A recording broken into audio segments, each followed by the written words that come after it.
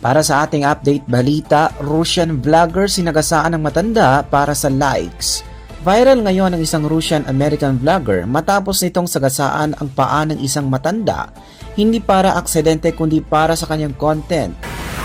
Are you Mr. Vitaly Sodorovetsky?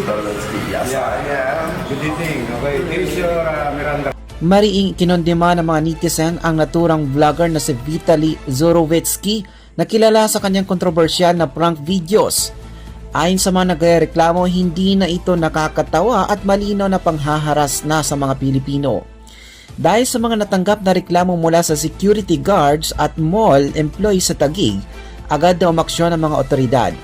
Inaresto ng Criminal Investigation and Detection Group si Zovorowski noong Abril 2 sa Pasay City dahil sa paglabag sa BI Operation Order Number SBM 2014048.